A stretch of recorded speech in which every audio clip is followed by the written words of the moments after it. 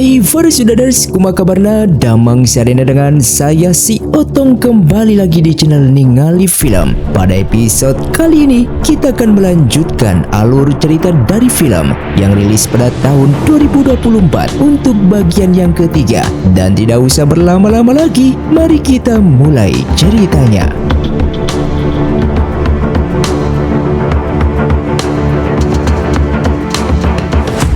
Film pun dilanjutkan dengan diperlihatkan mereka berdua yang pergi dengan bahagia karena lulus dalam ujian tersebut, namun tidak dengan Chanli yang pada saat itu Chanli kebetulan baru mengetahui kota Sijia telah terbakar dan semua anggota keluarganya telah mati. Mengetahui seperti itu, Chanli menjadi sangat bersedih karena dia meninggalkan kampung halamannya lebih awal dan pergi ke ibu kota untuk mengikuti ujian, sehingga tanpa diduga kampung halamannya mengalami bencana seperti itu. Tak lama kemudian, Fan Xian kedatangan seorang wanita. Dia datang untuk melaporkan suatu kasus kepada Fan Xian. Wanita ini melaporkan Lin Rofu bahwa suaminya pernah mengikuti ujian kekaisaran tahun lalu. Dia masuk daftar peserta terbaik, namun tiba-tiba namanya digantikan oleh anak didiknya Lin Rofu. Setelah itu, Lin Rofu mengirim seseorang untuk membunuh suaminya secara brutal. Fan Xian yang tidak tahu dia harus berbuat apa untuk sementara waktu, dia menghubungi Bing Yun untuk membahas tindakan selanjutnya. Di sini Bing Yun khawatir Fan Xian bersikap pilih kasih karena dia harus menangani calon mertuanya sendiri. Namun Fan Xian bersikeras untuk menyelidikinya sendiri, sehingga dia langsung bergegas ke rumah Perdana Menteri untuk mencari Lin Rofu.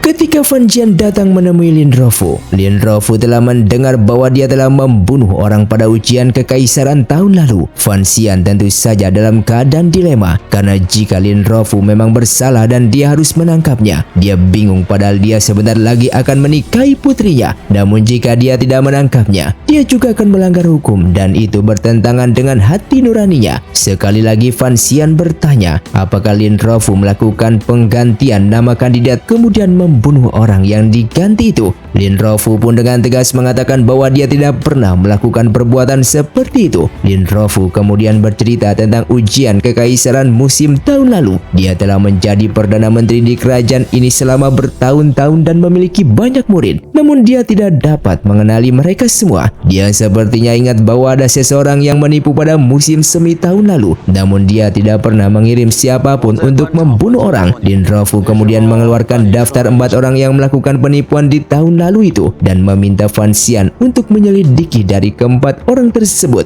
Namun kemudian Lin Rofu berpikir Fan Xian baru saja diberi tugas kaisar untuk menangani kasus ini. Tiba-tiba ada seseorang datang untuk menuduhnya. Lin Rofu kemudian menyimpulkan bahwa ada seseorang di baliknya. Dia kembali mengambil daftar itu kemudian membakarnya.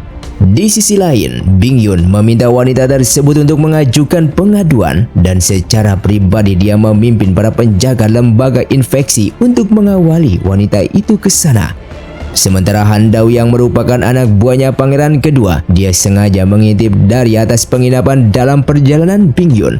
Bing Yun dan pasukannya melewati penginapan itu. Lalu Han Dao tiba-tiba berdiri dan berteriak dengan marah kepada wanita tersebut. Dia seolah-olah ingin mencari keadilan bagi Lin Rofu. Han Dao mengeluarkan belatinya dan kemudian menyerang ke arah wanita tersebut, sehingga kekacauan pun terjadi. Han Dao lalu melompat ke sungai dari jendela belakang dan berhasil melarikan diri. Akan tetapi Bing Yun sudah tahu bahwa Han Dao telah dibayar oleh seseorang dalam kekacauan ini supaya tindakan ini perintah dari Lin Rofu. Berita itu pun langsung sampai ke Lin Rofu, dan Lin Rofu ketika mendengar itu dia sangat bersedih karena tidak menyangka Han Dao yang telah bertahun-tahun mengikutinya ternyata mengkhianatinya. Setelah Han Dao melarikan diri menuju wilayah kekuasaan Putri Yunrui, namun ternyata pasukan kavaleri hitam milik Chen Feng mengikutinya. Fan Xian tidak menyangka bahwa Han Dao adalah orang kepercayaan Putri Yunrui, sehingga dia meminta Chen Feng untuk mengirim pasukan hitam berkuda untuk menangkap Han Dao kembali. Chen Feng menyarankan Fan Xian untuk menunggu dengan sabar sampai Fan Xian dan Lin Rofu bertemu dengan Kaisar Nanking. Sementara itu Lin Rofu dan Fan Xian telah menghadap Kaisar. Ketika Lin Rofu melihat Kaisar Nanking, dia berlutut dan mengakui kesalahannya. Dia mengatakan bahwa dia menderita berbagai penyakit dan ingin pensiun kembali ke kampung halamannya. Kaisar Nanking sama sekali tidak mempercayainya. Dia meminta Fan Xian untuk memeriksa denyut nadi Lin Rofu. Meskipun Fan Xian tidak dapat mendeteksi adanya penyakit, namun Lin Rofu tetap bersikeras dia akan mengundurkan diri. Kaisar Nanking yang mencoba membujuknya untuk tetap tinggal, namun Lin Rofu tetap memutuskan untuk mengundurkan diri. Kaisar lalu mengujinya atas kerja kerasnya selama ini, juga prestasinya yang luar biasa, namun dia tidak dapat menemukan siapa yang nanti untuk menggantikannya. Lin Rofu tahu bahwa dia tidak dapat digantikan, sehingga dia meminta Kaisar untuk memilih seseorang secara perlahan-lahan. Kaisar lalu meminta Lin Rofu untuk memberikan daftar anak buahnya. Dia akan mencari anak buahnya untuk menggantikannya. Akan tetapi Lin Rofu ini tahu bahwa Kaisar Nanking ingin menggunakan daftar orangnya sebenarnya untuk mengetahui kekuatan di belakang dirinya, sehingga Lin Rofu segera menolak untuk termakan umpan tersebut. Dia mengatakan bahwa dia adalah pejabat yang jujur dan tidak memiliki murid yang cocok untuk menjadi Perdana Menteri menggantikannya, sehingga ceritanya antara Lin Rofu dan Kaisar Nanking ini sepertinya terlihat baik-baik saja, namun sejatinya mereka berdua ini sedang terjadi perang. Akhirnya Kaisar Nanking pun menyetujuinya untuk pensiun dan mempersilakannya pulang sendiri. Lin Rofu kemudian membawa Fan Xian pergi dari istana, memikirkan apa yang telah dilakukan Kaisar Nanking. Dia tidak dapat menahan diri untuk tidak melihat ke langit dan mendesak. Semua ini telah diatur dengan cermat oleh Kaisar Nanking. Kaisar Nanking telah lama ingin menggulingkannya, namun dia tidak dapat menemukan alasan yang tepat. Kaisar Nanking meminta Fan Xian untuk memimpin ujian kekaisaran tahun ini dan menyerahkan kasus penipuan kekaisaran tahun lalu kepada Fan Xian. Sebenarnya tujuannya hanya untuk menjatuhkannya.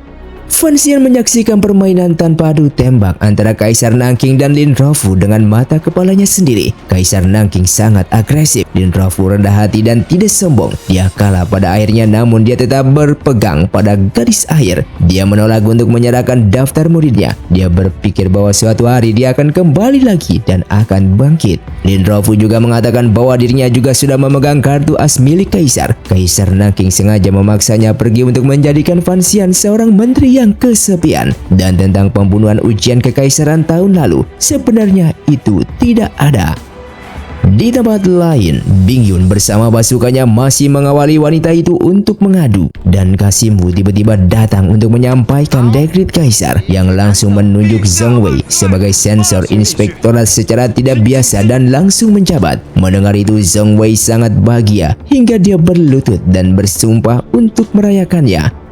Bing Yun sangat terkejut mendengar berita itu, apalagi ketika dia mendengar wanita yang katanya suaminya dibunuh oleh Lin Rofu. Ternyata dia mengatakan bahwa dia tidak akan melanjutkan kasus tersebut. Bing Yun pun akhirnya menyadari bahwa ini adalah sebuah permainan.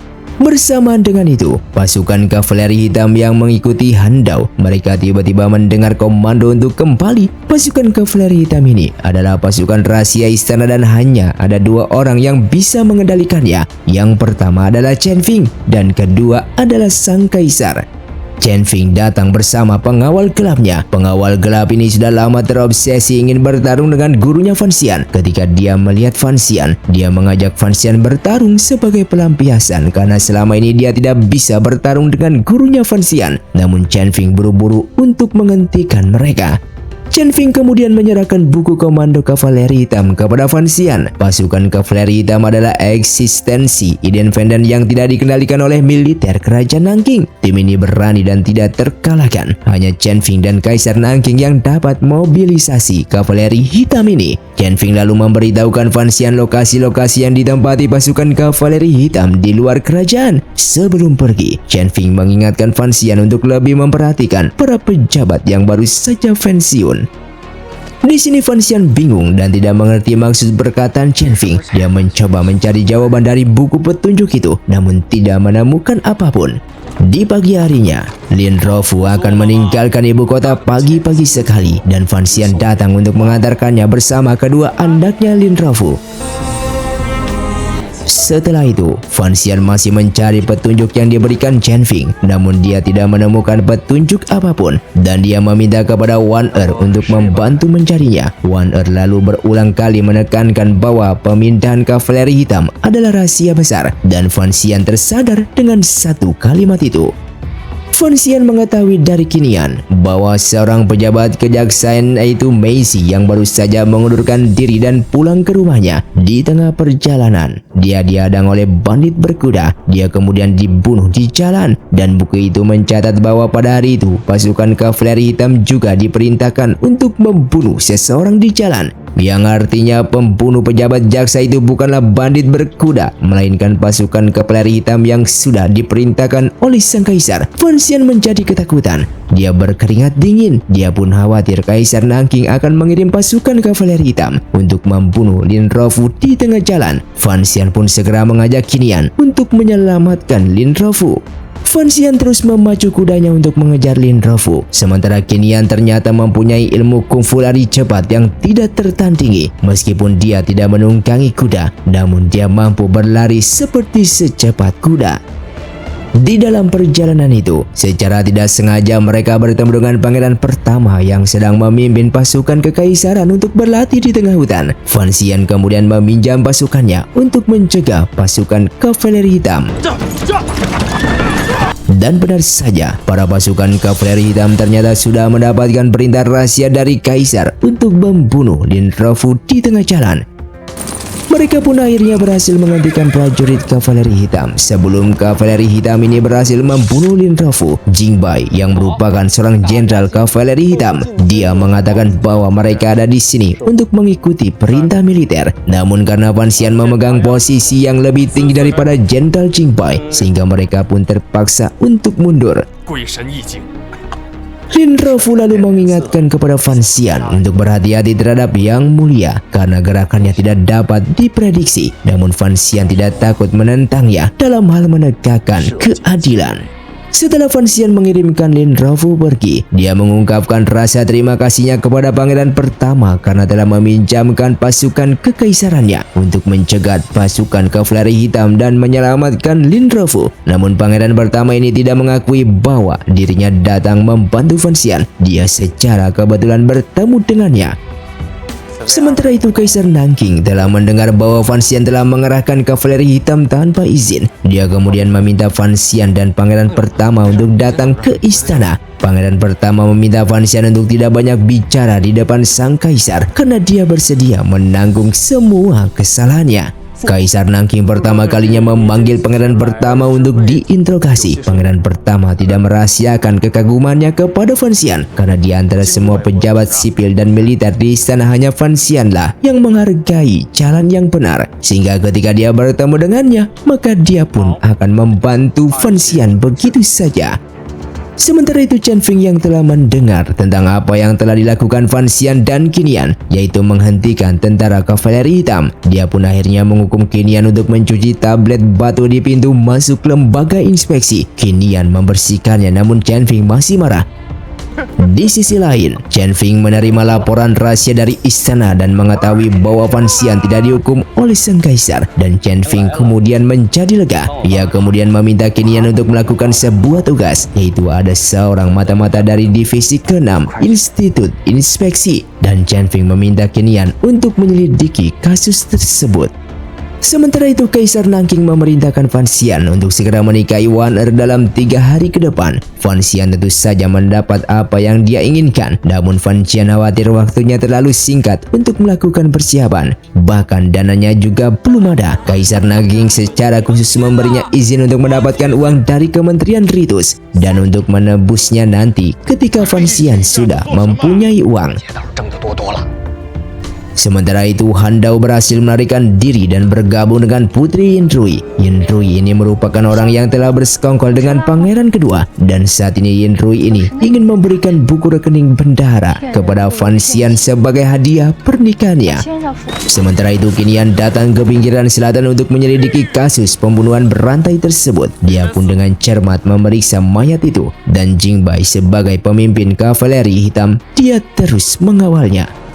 Kinian pun kembali ke lembaga inspeksi untuk melaporkan kepada Chen Feng apa yang telah dia selidiki. Dia mengatakan bahwa pembunuhnya lincah dan diperkirakan mempunyai seni bela diri yang sangat tinggi. Chen Feng teringat pembunuh berantai baru-baru ini di Jiangnan juga sangat ahli dalam seni bela diri dan dia kehilangan jejaknya. Chen Feng kemudian menunjukkan buku otopsi Ling Gong, di mana Ling Gong ini dulu dibunuh dengan luka yang sama dan pembunuhnya adalah Wu Zu yang juga merupakan gurunya Fan Xian. Dan Wu Zu ini merupakan seorang pendekar buta yang juga merupakan pengawalnya ibunya Fan Xian. Dia sudah berjanji akan mendedikasikan hidupnya untuk melindungi Fan Xian apapun yang terjadi. Kinian lalu mengungkapkan kepada Fan Xian bahwa Wu Zu bertanggung jawab atas pembunuhan berantai di Jiangnan tersebut. Di malam itu, Fan Xian mendengar sesuatu yang aneh di halaman. Dia mengira itu Wu Zu telah kembali, namun ketika berbalik dia tidak dapat menemukannya.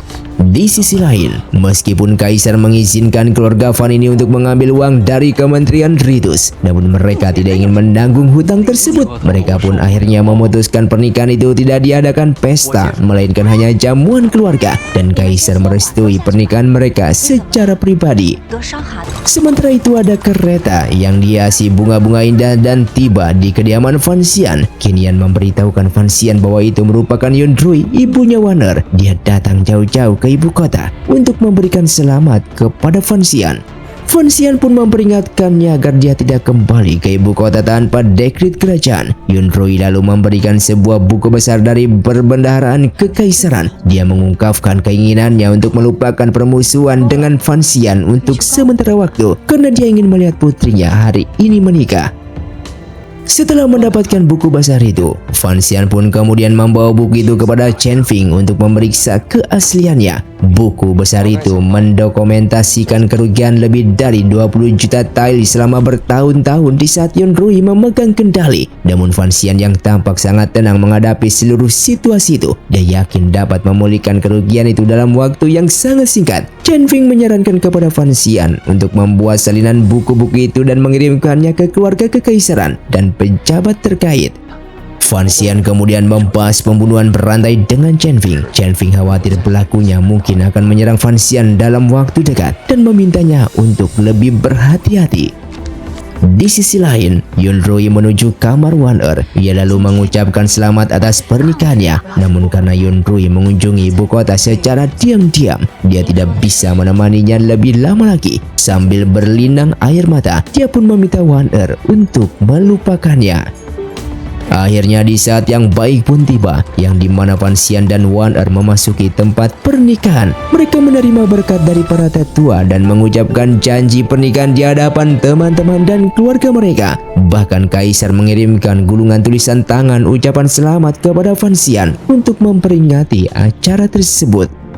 Di malam harinya, di saat Fan Xian akan tidur, tiba-tiba dia melihat sekilas Wu Zu yang datang mengunjungi Fan Xian secara diam-diam. Fan Xian pun segera meninggalkan istrinya untuk bertemu dengan Wu Zu. Wu Zu ini merupakan pengawal buta dari ibunya Fan Xian yang sudah berjanji untuk melindungi Fan Xian. Fan Xian pun bertanya kepadanya tentang kabarnya. Namun Wu Zu ini menyebutkan bahwa dia sedang mencoba mencari tahu masa lalunya. Jadi ceritanya Wu Zu ini kehilangan ingatan tentang masa lalunya tersebut. Fan Xian pun akhirnya berjanji untuk membawa Wu Zu ke utara untuk membantunya mengingatkan masa lalunya.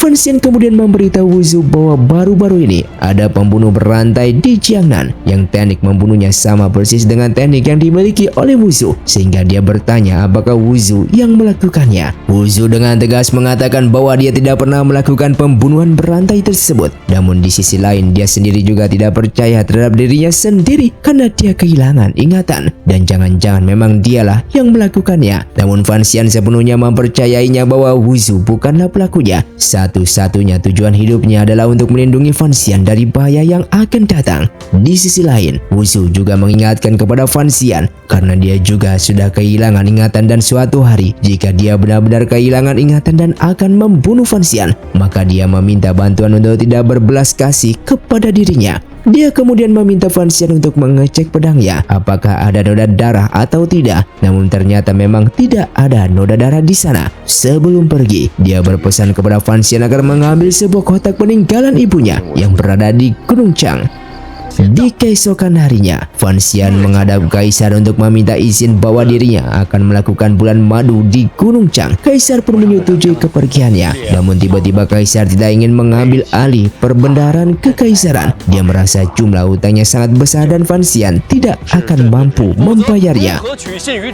Selain itu, kerajaan telah menderita kerugian ekonomi yang sangat besar sejak pertempuran dengan kerajaan Qi Utara. Selain itu juga Kementerian Pendapatan tidak akan dapat membantu Fan Xian. Namun Fan Xian mendesak Kaisar untuk mempercayai kepadanya. Dia pikir ini adalah kesempatan yang luar biasa untuk menenangkan kepercayaan rakyat. Dia tidak hanya akan membayar hutang, namun Fan Xian juga akan meringankan semua korban bencana. Kaisar Nanking akhirnya menyerah terhadap kegigihan Fan Xian, namun dia memperingatkannya bahwa dia akan diturunkan pangkatnya menjadi rakyat jelata dan dijebloskan ke dalam penjara jika Fan Xian gagal memberikan hasil yang dijanjikan tersebut. Akhirnya mereka pun bersama-sama dengan pasukannya berangkat menuju ke Gunung Chang untuk melakukan bulan madu. Fan Xian lalu mengundang Xi Ze untuk mengundang semua pemilik toko di ibu kota untuk datang ke Gunung Chang. Namun undangan tersebut menimbulkan kegemparan besar di antara para pemilik toko. Mayoritas dari mereka merasa kesal dengan Fan Xian. Mereka ini mengira Fan Xian ingin menggunakan mereka untuk membantu membayar hutang tersebut. Kemudian para pedagang dari seluruh kota tiba di kediaman Fan Xian di Gunung Chang. Di sana Fan Xian memperkenalkan konsep yang disebut obligasi kekaisaran kepada mereka, sehingga ceritanya untuk menutup utang berkendaraan kekaisaran yang jumlahnya 20.000 tael itu, Fan Xian terpaksa mengajak semua orang untuk seminar tentang obligasi. Fan Xian dan saudaranya berhasil meyakinkan orang-orang untuk memberikan sumbangan kepada keluarga kerajaan karena perbendaharaan itu milik mereka. Menurut Fan Xian, obligasi itu tidak hanya akan membantu melunasi hutang, namun juga bermanfaat karena nilainya akan meningkat. Selain itu, pada akhirnya obligasi itu akan menjadi lebih mahal daripada emas dan perak. Dan film pun bersambung. Terima kasih untuk kalian yang sudah menonton video ini sampai habis. Sampai jumpa di video selanjutnya. Saya pamit dari Ningali Film. See you, undur diri dan salam Sundaners.